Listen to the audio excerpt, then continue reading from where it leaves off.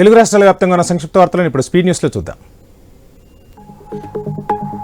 తిరుపతి టీఎన్పాలెం ఎన్టీఆర్ విగ్రహం ఎదుట జూనియర్ ఎన్టీఆర్ అభిమానులు ఆందోళన వ్యక్తం చేశారు. ఎమ్మెల్యే దగ్గుపాటి ప్రసాద్ వ్యాఖ్యలకు ప్లకార్డులతో నిరసన తెలిపారు. ఎమ్మెల్యే బహిరంగ క్షమాపణ చెప్పాలని డిమాండ్ చేశారు. లేని పక్షంలో మరింత ఉధృతంగా ఆందోళన చేస్తామని హెచ్చరించారు. సినీ హీరో చిరంజీవి పుట్టినరోజు సందర్భంగా తార్నాకలో జన్మదిన వేడుకలు ఘనంగా నిర్వహించారు. చిరంజీవి పవన్ కళ్యాణ్ ఫ్యాన్స్ ఆధ్వర్యంలో రక్తదాన శిబిరం నిర్వహించగా 42 మంది అభిమానులు రక్తదానం చేశారు. ఈ కార్యక్రమానికి ముఖ్య అతిథిగా తెలంగాణ బీజేపీ అధ్యక్షులు రామచంద్రరావు, బీఆర్ఎస్ నాయకులు రామేశ్వర్ గౌడ్ హాజరై రక్తదాన శిబిరాన్ని ప్రారంభించారు. ఎక్సైజ్ శాఖలో కమిషన్ల కోసం ప్రమోషన్లు ఇవ్వకుండా కొందరు అధికారులు కుట్ర చేస్తున్నారని BC political JAC state chairman Rachala Yugender Goud fire అయ్యారు.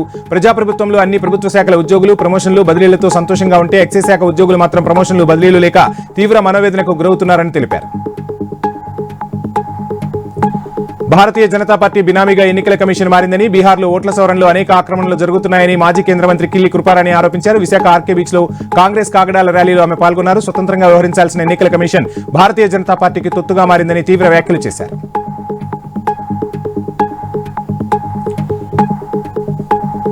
పరిగి ప్రజలు ఎవరూ ఆందోళన చెందవద్దని, అన్ని రకాల మందులు ఆసుపత్రులు అందుబాటులో ఉంచామని ఎమ్మెల్యే రామ్మోహన్ రెడ్డి చెప్పారు. ప్రభుత్వ ఆసుపత్రిని సందర్శించిన ఎమ్మెల్యే కుక్క కాటు బాధితులను పరామర్శించారు. వీధి కుక్కలకు ఆపరేషన్లు చేసే విధంగా చర్యలు తీసుకోవాలని అధికారులను ఆదేశించారు.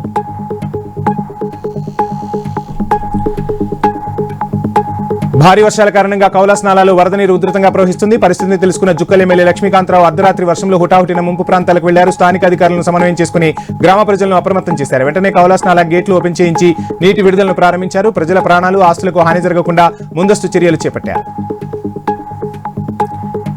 సంగారెడ్డి జిల్లా పుల్కల్ మండలం పత్తికుంట తండాలో కురిసిన వర్షానికి ఇల్లు నేలకూలింది. సునీత అనే మహిళ తన కుమారుడు కార్తీక్ ఇంట్లో ఉండగా ఈ ఘటన చోటు చేసుకుంది. కార్తీక్ స్వల్ప గాయాలయ్యాయి. పల్నాడు జిల్లా మాచర్ల నియోజకవర్గం చాలా వెనుకబడిన ప్రాంతమని నర్సరావుపేటకు పార్లమెంట్ సభ్యులు లావు శ్రీకృష్ణదేవరాయలు అన్నారు. పక్కనే నాగార్జున సాగర్ ప్రాజెక్టు ఉన్నప్పటికీ తాగడానికి నీరు అందని దుస్థితి నెలకొందన్నారు. అన్నదాత సుఖీభావ్ విజయవంత కార్యక్రమంలో ఆయన పాల్గొన్నారు. అనంతరం రైతులు, మహిళా రైతులు దాదాపు 500 ట్రాక్టర్లతో భారీ ర్యాలీ నిర్వహించారు. ఉమ్మడి మెదక్ జిల్లాలో భారీ నుంచి అతి భారీ వర్షాలు దంచుకొడుతున్నాయి. లోతట్టు ప్రాంతాలు పూర్తిగా జలమయమయ్యాయి. పలుచోట్ల వాగులు, వంకలు పొంగి రాకపోకలకు తీవ్ర అంతరాయం ఏర్పడింది. సిద్దిపేట జిల్లా గౌరారంలో 23.5 సెంటీమీటర్లతో అత్యంత భారీ వర్షపాతం నమోదైంది.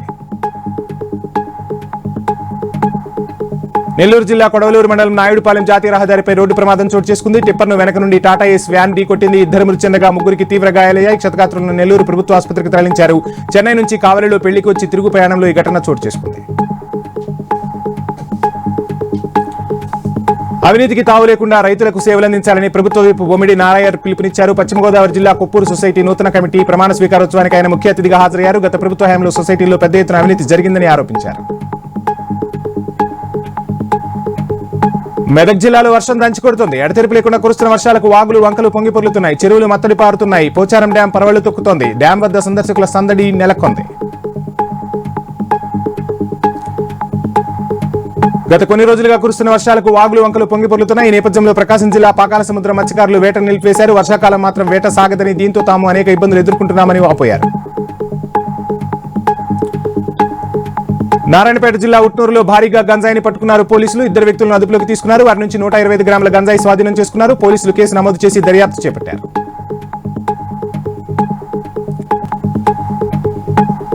శ్రీకాకుళం జిల్లాలో రోడ్డు ప్రమాదం చోటు చేసుకుంది. తాళవలస జాతీయ రహదారిపై బైక్ను గుర్తు తెలియని వాహనం ఢీకొట్టింది. ఈ ప్రమాదంలో ఓ వ్యక్తి దుర్మరణం చెందాడు. మృతుడు జూలుమూరుకు చెందిన పవన్ కుమార్ గా గుర్తించారు. పోలీసులు కేసు నమోదు చేసి దర్యాప్తు చేపట్టారు. కలియుగ దైవం తిరుమల శ్రీవారిని పలువురు ప్రముఖులు దర్శించుకున్నారు. వీఐపీ విరామ సమయంలో ఘట్టంనేని ఆదిశేషగిరిరావు, సీఎం సోదరి కె హైమావతి, ప్రభుత్వ విప్ జీవి ఆంజనేయులు, నటుడు గౌతమ్ రాజు, తెలంగాణ ఎమ్మెల్యే గడ్డం వినోద్ తమ కుటుంబ సభ్యులతో కలిసి స్వామివారిని దర్శించుకుని మొక్కులు చెల్లించుకున్నారు. ఆలయ అధికారులు పట్టు వస్త్రంతో సత్కరించి తీర్థ ప్రసాదాలు అందజేశారు.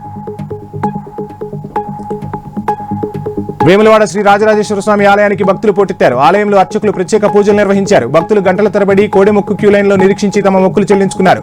భక్తులు గంటల తరబడి లైన్లో నిలబడటం కొంత ఆవేదనకు గురి చేసిందని వాపోయారు భక్తులు.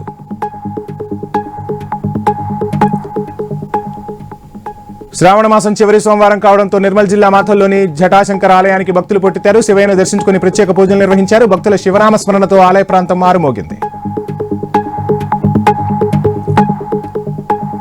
ఇండో నేపాల్ గౌడాన్ ఛాంపియన్షిప్ లో హైదరాబాద్ విద్యార్థిని తన సత్తా చాటింది. నాచారంకు చెందిన కరాటే విద్యార్థిని శ్రీయాస్ గ్రాండ్ ఛాంపియన్షిప్ గా ట్రోఫీ కైవసం చేసుకుంది. విద్యార్థిని చేసిన క్లిష్టమైన ప్రాక్టీస్, ఏకాగ్రతతో కూడిన క్రమశిక్షణ వల్లనే ఇది సాధ్యమైందని కోచ్ గౌరవ్ శర్మ తెలిపారు. ఛాంపియన్షిప్ సాధించిన విద్యార్థిని తోటి విద్యార్థులు, పేరెంట్స్ అభినందించారు.